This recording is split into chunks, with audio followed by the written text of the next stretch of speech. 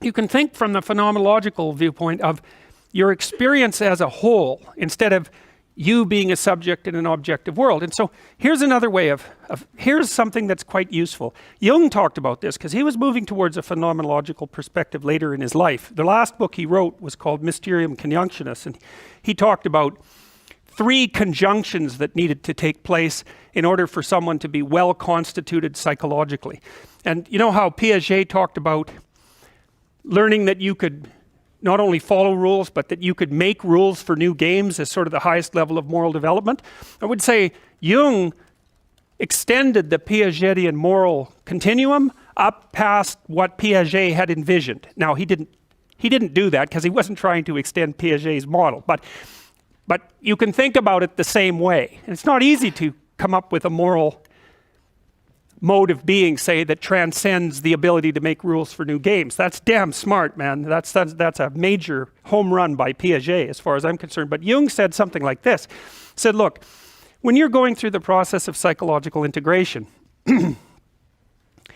here's a way of conceptualizing it. And he thought about this as symbolically as male-female pairings, because as I've tried to point out, one of the most fundamental categories that our mythological imagination uses to structure the world is the category of masculine and feminine.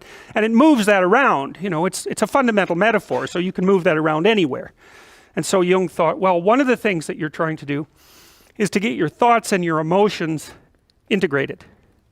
And so, you know, the classic Enlightenment viewpoint, roughly speaking, is something like passion is the enemy of reason, right? And so to the degree that you're rational, it's sort of a Freudian viewpoint. It's because you got your emotions under control.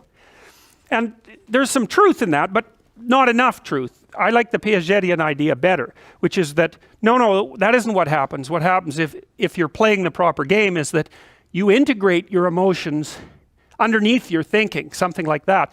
So they're all working in the same direction, you know. So, for example, you can make your anxiety work against you or for you. And one of the ways I made a program called the Future Authoring Program that I think helps people do that. Because one of the things you see when you're talking to people and they're trying to solve problems is that they're afraid to face the problem. And so then their anxiety is working against them, and you can think about it as antagonistic to rationality.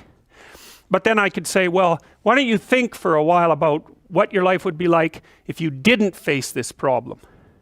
Because if you think that through, if you have a problem and you really think through what the consequences are going to be in 3 to 5 years of not facing it, then you're going to get more afraid of not facing it than facing it. And that's great, because then your anxiety, instead of standing in front of you, instead of you having a dragon that's guarding the path in front of you, you have one chasing you down the path from behind. That's a lot more useful. And so, you know, that's just a minimal example of the utility of getting your emotions and your thoughts aligned the same way. The same thing happens with aggression. You know, one of the most common reasons that people come and seek psychotherapy really is because they're too agreeable. But what that means is they're not assertive enough. They haven't integrated their capacity for aggression, and so other people can push them around. And they're very conflict avoidant. And so the consequences of that across time is that you don't stand up for yourself well enough, and you get taken advantage of, and that spirals badly downward. And so partly what you do when you're doing assertiveness training with people is you find out what they're angry about.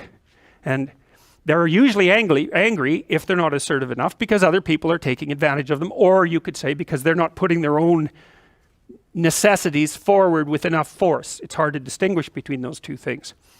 But anyways, you get them to talk about what they're angry about. That often makes them cry, often many times. And then you get them to kind of envision what they would want to have instead, which they're often afraid to do because people are afraid to think about what they want, because that makes it more clear when they're not getting it, and that's painful, right? Or maybe they're afraid of hoping, so they won't specify a clear aim.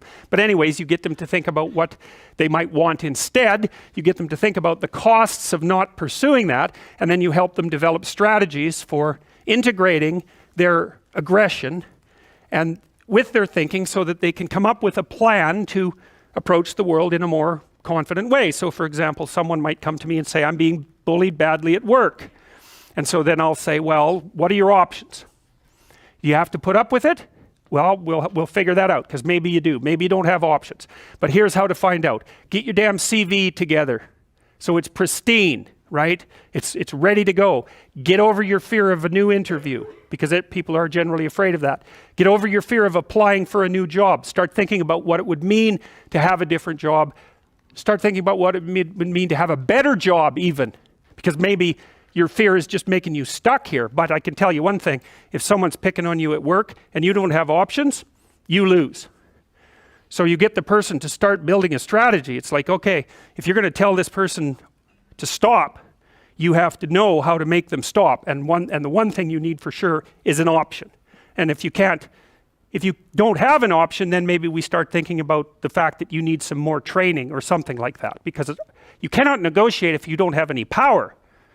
So, because especially if you're dealing with someone who's really out to get you or really disagreeable, if you don't have a leg to stand on, they'll just push you over, and maybe they'll jump on you too, because that's what they're like and they enjoy it anyways. So it's no joke. So you put your options behind you, and then you start to think about strategy. So I tell people, look, if you're being harassed at work, you document it every time it happens and you write it down. So you've got like 20 stories about it, and it's fully documented. And then you go confront the person at some point, but with at least 3 pieces of evidence. And you have some sense of what you tell them about what will happen if they don't stop. So you have to figure out, well, if they don't stop, what are you going to do about it? Leave? Not if you can't leave. So you have to be able to, wield a big stick and speak softly.